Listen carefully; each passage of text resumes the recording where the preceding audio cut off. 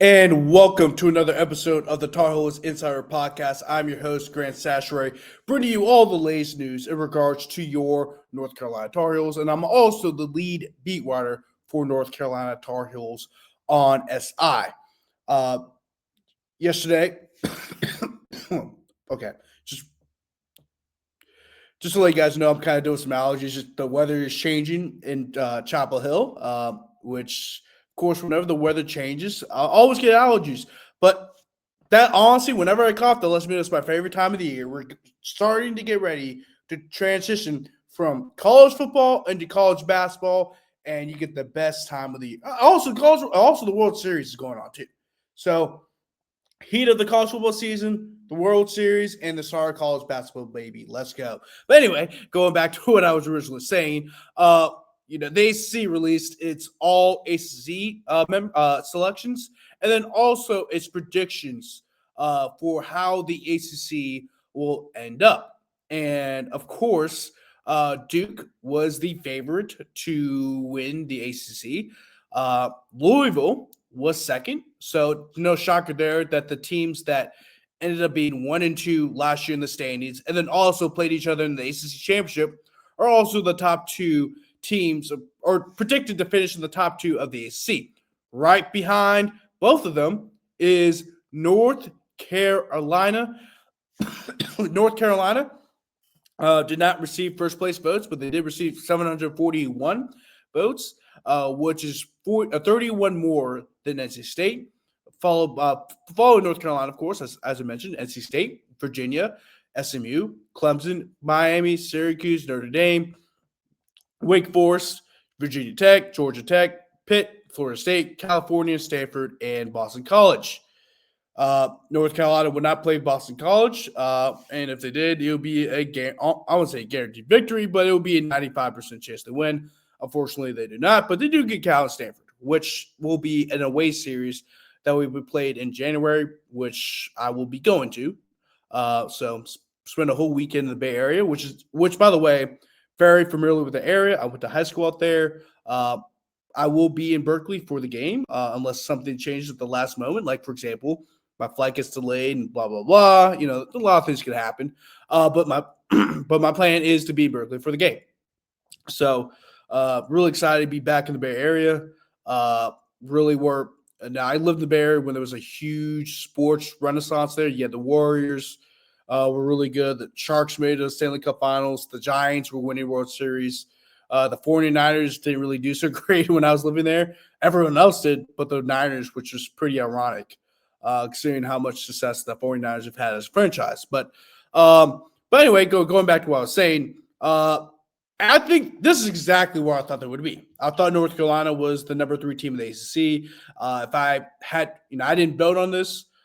You got to be a selected, you get selected to vote on this. So I'm not really, I just got here, right? So, of course, I'm not as established as some of the other media members here in North Carolina, but eventually that time will come. But if I did, North Carolina would have been number 3. I would have put Duke at 1, Louisville at 2, North Carolina 3. I think I would have done Virginia for number 4 and NC State at 5. I think they're very similar situations. Both are going through a coaching transition.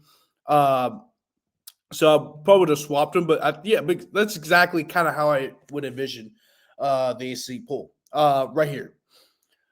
Maybe I might have Miami just a little bit higher, but about right? So, North Carolina's at number 3. I think that's where I expect them. I don't think they're better than Duke. I don't think they're better than Louisville, but they are a top 4 team in the ACC, which is a good thing. If you're North Carolina, your goal is, of course, to win the ACC, but you want to be a top 4 team in the ACC because the ACC is all the stuff. You got Duke, you got Louisville.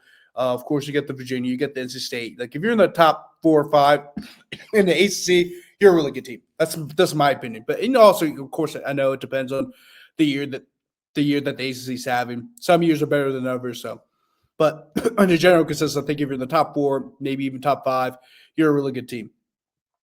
For the first team selections, there was not a single North Carolina player. The first team selections were Cameron Boozer and Marcus Burton, who both tied for the most at 46.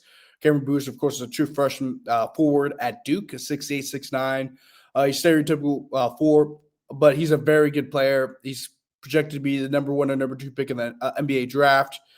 He, of course, is the son of Carlos Boozer, of course, the former Duke legend and former NBA All-Star. Of course, his younger brother as well, who was twin brother, Caden Boozer. I think that's his name, Caden Boozer. His twin brother is also, Caden Boozer is also on the team as well. His twin brother, so you got 2 really good players right there. He won't be starting, but he will definitely be the 6th man.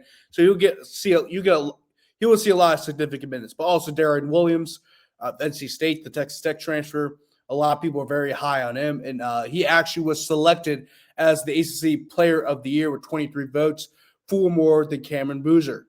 And then Mikel Brown Jr., freshman guard from Louisville, and Ryan Conwell, also of Louisville, also got first team. So we're also voted as members of the first team. For the second team, Isaiah Evans of Duke was voted in. Boopy Miller of SMU. J.J. Starling of Syracuse. I don't know how to pronounce his name. I think it's Baye Dongo. Don't know how to pronounce his name, but of Georgia Tech. He was also voted second team. And North Carolina's very own Caleb Wilson with 24 votes. So Caleb Wilson is the only player to receive All-ACC honors, and he did so by being a member of the second team. Kind of shocked that Henry Vassar wasn't selected as a member of the All-ACC. Just because what he did at Arizona, very good player, did a lot in a limited amount of production as a 6th man.